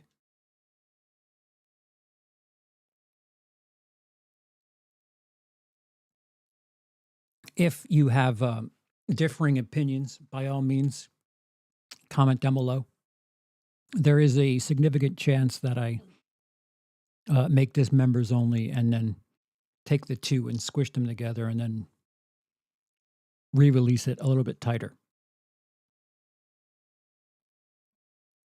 Um, yes, that's right. It is pure slapstick once it gets going, but it's not like slapstick the way you normally think of slapstick. Like it's not Naked Gun. It um Sean Baker really knows how to speak on behalf of certain communities that you wouldn't really think to put as the focal point of a film, like Florida Project, Red Rocket. These are like, you know, fucking like welfare people, uh, and it's just gritty. My favorite Sean Baker film still is Tangerine. Uh, he just captures this realism, and the fact that he does it with Honora and manages to be really, really funny with it is um, brilliant. Um, yeah, so I will open the floor. Is Dice here? Hello, Adam. Did I miss Dice? Gray says if you haven't watched the behind the scenes, the movie behind the scenes doc, you have to. The substance deserves the wins. Yeah, I saw that got a physical media release as well. I'm just in the dark here, on the other side of the planet.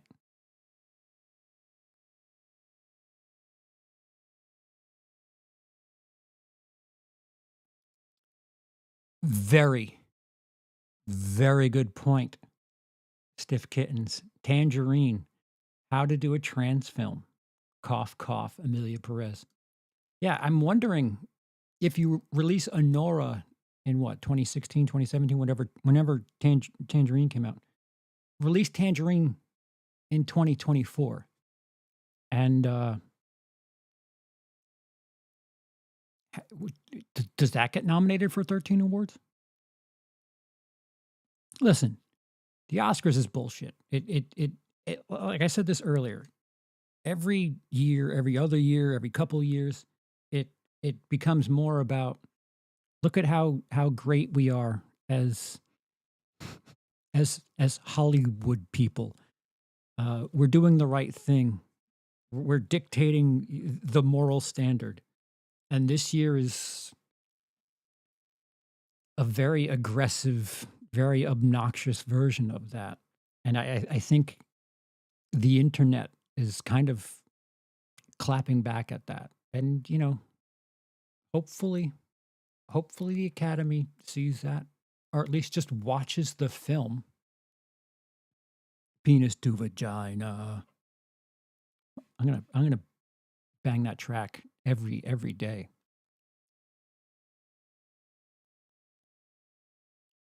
Most I don't listen. I don't know anything about musicals, but the Penis to Vagina song, where a guy is basically singing through his nose while also being monotone.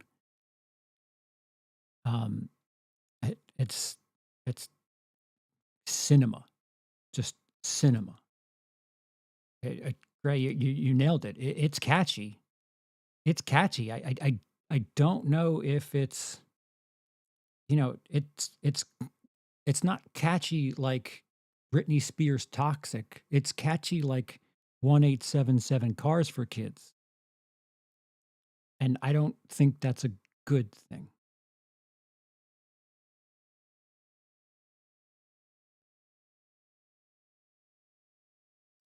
I think it was short of most nominations. Yeah, I think 15 is the number.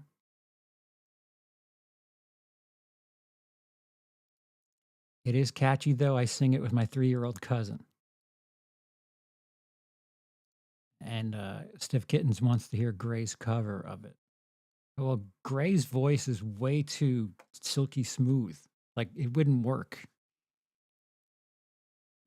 Gray would be to that song as Speak No Evil would be to the ending of Speak No Evil. Adam says, let's be honest, all the award shows are just Hollywood, the music industry, gaming industry, et cetera, blowing themselves. Either you enjoyed the piece of media or you didn't. Yeah. Yeah. You know, that's what the money is for.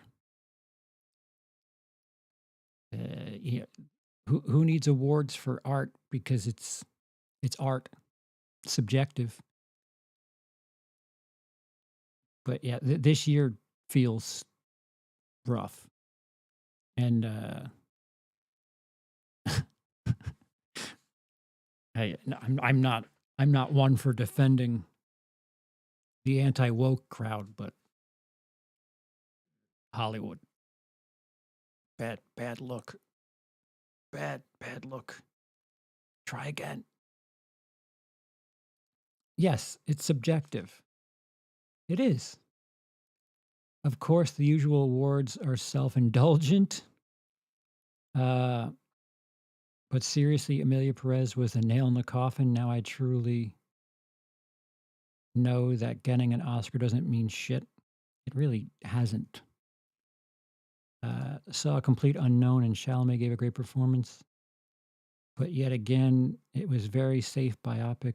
Baby Girl is fabulous. I'll take your word for it. I have less than no interest.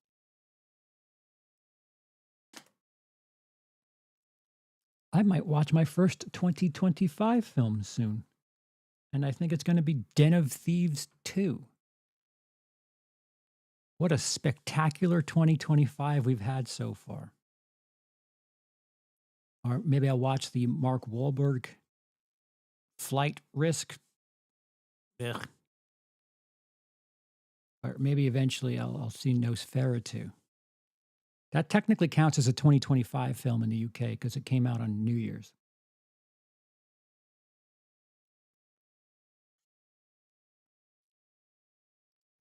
I watched Back in Action on Netflix. Oh, is that the Cameron Diaz, Jamie Foxx film? That was like straight to Netflix, right? Early in the year.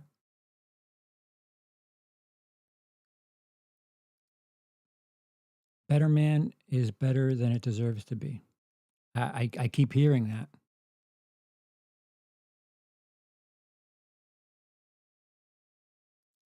that. Um, my dad and I watched Fall yesterday. We're now watching 47 meters down. Fall. The Fall, the movie where the two girls are on like antenna or something.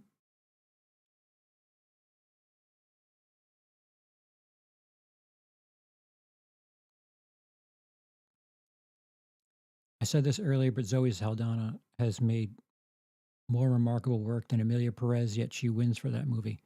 Dude, if you link Zoe Saldana to profitable films, if Zoe Saldana signs contracts where she only gets back end, she could be one of the richest actors in Hollywood.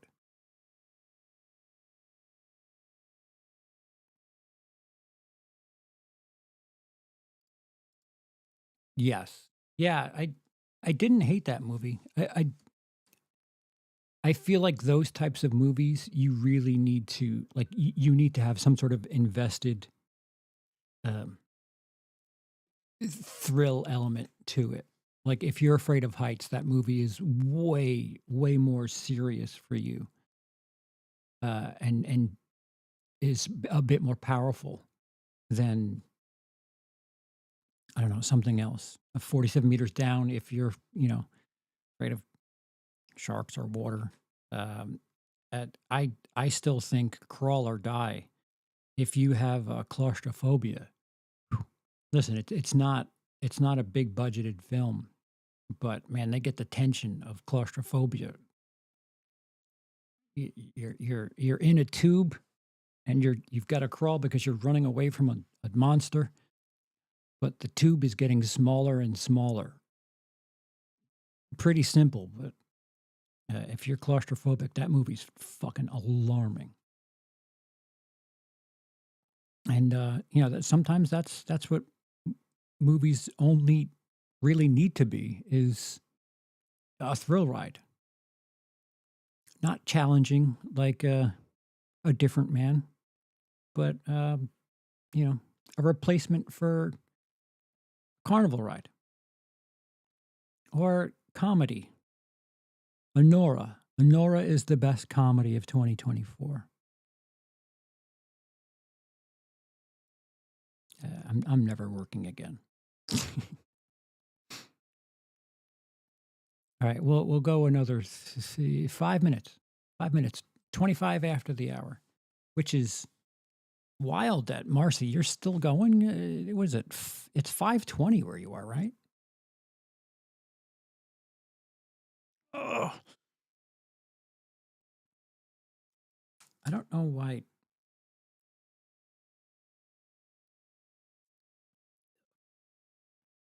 Cranberry juice just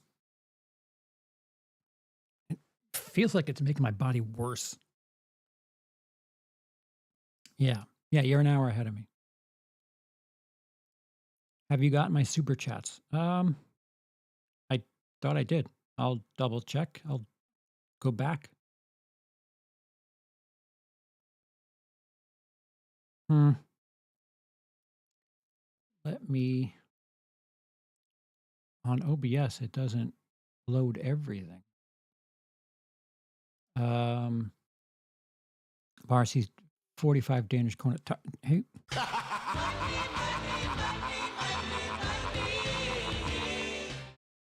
45 Danish krone attack. I actually prefer the Danish translation for Beverly Hills Cop than the English version. Naughtier than the cops allows. It sounds more cool, I think. A little bit more to it's like juggling marbles with your tongue. It's a lot to say. Sean, how is Lindsay? Um, he's in LA and he's got personal stuff that he's dealing with on top of that. So I I I, I don't know. Marcy says I actually felt disappointed in Deadpool 3. And I answered your question about Lost. Um, Deadpool 3,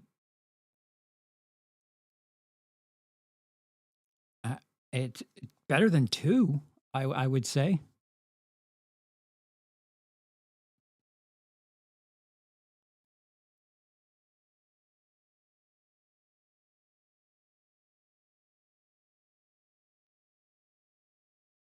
I haven't seen the Christopher Reeve doc. Apologies if you already discussed this earlier, but your thoughts on Matthew Lillard and the guy who played Roman coming back for Scream 7? Um,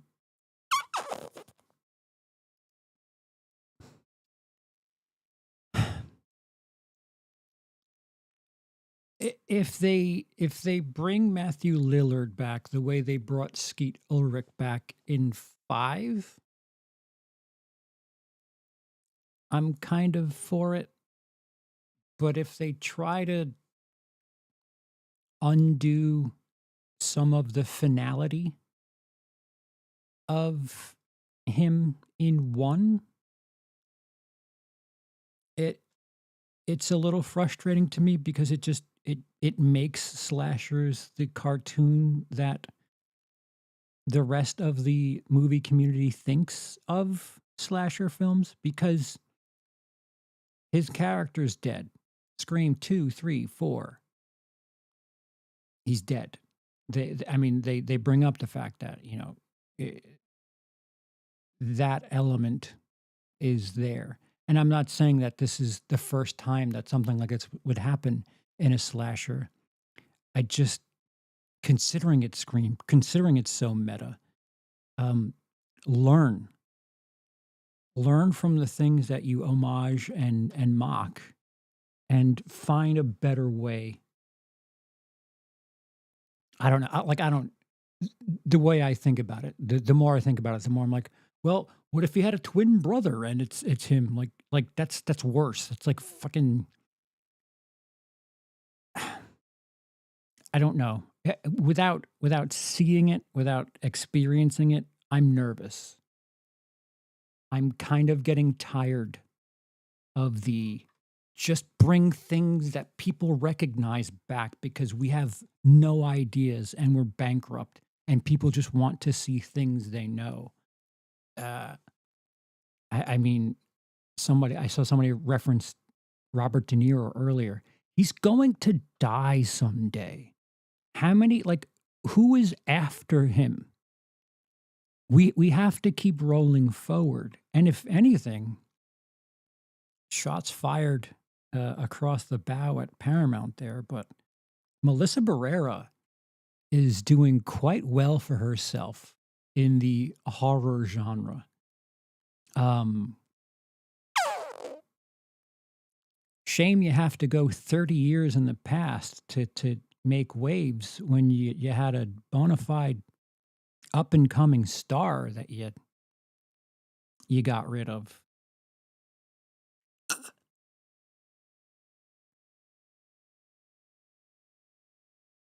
Uh, they are like, come on, guys, we have Nev and Kevin back. Guys, we are sorry. Please come back.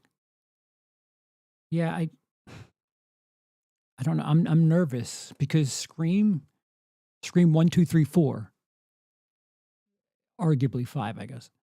Scream 1, 2, 3, 4, when or arguably 5. Uh, the first 5, when the worst film in your franchise is Scream 3, you're doing very well for yourself. Scream 6 is a little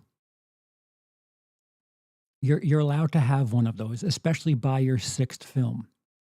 Everything surrounding 7 so far just feels like putting band-aids on, 15 pieces of something that's broken.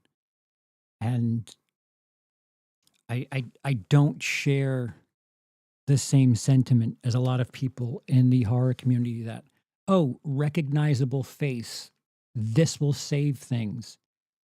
Um, I don't watch movies for people's faces. I don't watch movies to have like this comfortable teddy bear thing to reassure my nostalgia. Because if I want to see Stu in the thing that I know and love, I will watch Scream. Um, I think at a certain point, it's I would say it diminishing returns. At a certain point, when everybody else is doing it, it just feels cynical and like really vapid. Especially if you're not thinking about telling a good story first, but just bringing back faces that people recognize. Um, sure, will it get people like it's a very cynical business approach, and I think movies, especially theater movies right now, they really need good storytelling. They need something to get people to come in and stay and tell their friends to go back and see. I don't think, gimmicky casting decisions. I don't think that's very positive for movies and stories moving forward. Sure, if they figure out a way to make it interesting and entertaining and part of something that I mean, I have some variation of faith. Like I said, Scream, if your worst film in your franchise is part 3, you're doing quite well for yourself. But it seems like ever since th- things outside of part 7 started falling apart, they're just like juggling chainsaws.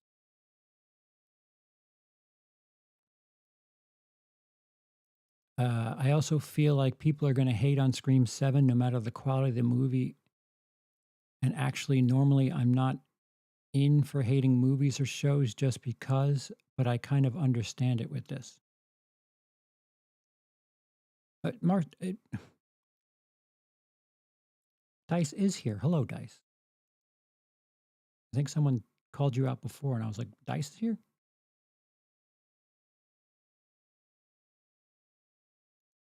I can't help but think no matter what they announce with Spyglass, whether it's the director, cast, and story, they're so desperate and want to come out of the Melissa Barrera stuff. Problem is, Melissa Barrera is doing something with herself. Uh, all you need to do is watch the movies that she was in 2024. And the fact that they have the writer, Kevin Williamson, who wrote Scream 1, is directing Scream 7. We have a little inverse Rob Zombie situation here. Do we have a lot of Teaching Mrs. Tingle fans in the audience or anywhere? Granted, I think Williamson wrote and directed Teaching Mrs. Tingle, but I'm not very encouraged. Casting people who are dead, their character is dead. Again, if you're going to do it the way they did Skeet Ulrich in 5, cool. But if he's like magically alive, all right, please explain to me why I should just delete what I thought for 6 movies. It's like people. Here you go, J Dev. I'll bring it back to Dexter. People who say things like Lumen needs to come back in Dexter. If you watch season 5, the Lumen character is perhaps one of the very few characters that has an arc, has a beginning, a middle, and an end, and closure. The Lumen character has closure. Dexter helps her get rid of her demons. That's it.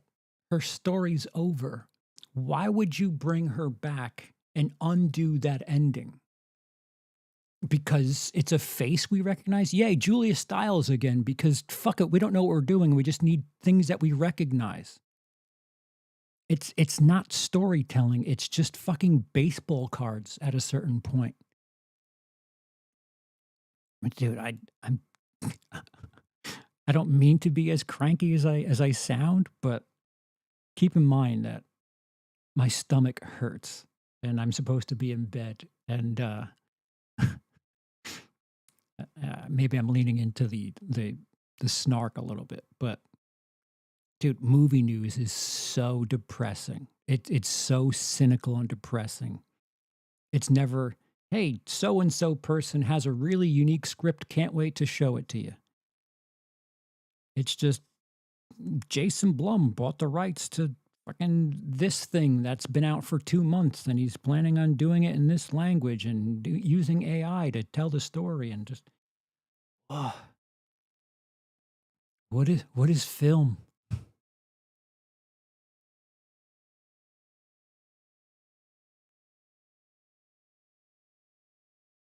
You'll forget all of this. I'm watching Dexter, steamrolling through Dexter, and yeah, I don't know. At a certain point, the audience or the creators of the product need to figure out what they're in the business of. Are you in the business of storytelling? Or are you in the business of just having recognizable faces and just in nostalgia bait? Because some people are happy with nostalgia bait. Some people are just like, I just want to see the thing that I recognize. It doesn't matter if the story is good or not. And I'm not that person. Like, Dexter Original Sin isn't anywhere near the worst thing that Showtime has put out. It's not near the top. Um, when you can actually build story and expand lore, it feels like they'll use a needle drop. Here's a song you recognize. This is definitely the early 90s because here's a song that was popular then. Or they reference a thing that happens in other, like in episode 8, a name comes up and it's just like, are you just saying this just to like make it feel connected to the other thing? Because there are a few names in Original Sin where it just feels like they're just trying to member bury the shit out of the OG series, and it's like, be your own season. There's no real theme to Original Sin.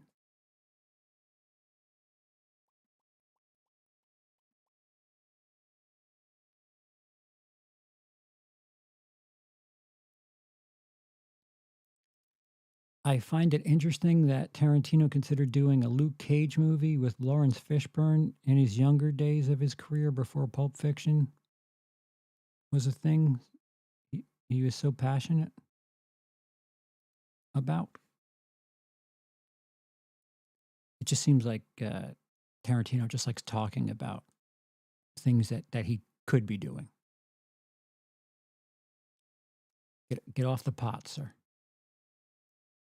Please do a vid if able, just on Amelia Perez, Patreon only, maybe. What the fuck?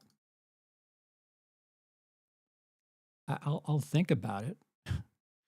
I have not edited a thing in the last 4 weeks. I'll think about it. I don't know what I or we could add to that discussion that is worth anybody's time, because my sentiment is pretty well covered out there, uh, unless if we can get Gray to do a cover of the doctor from Bangkok. If we can get him to cover that song and somehow do Penis to Vagina in the very silky smooth Gray voice, I'll think about it. If we can have an official song for that video, an official cover.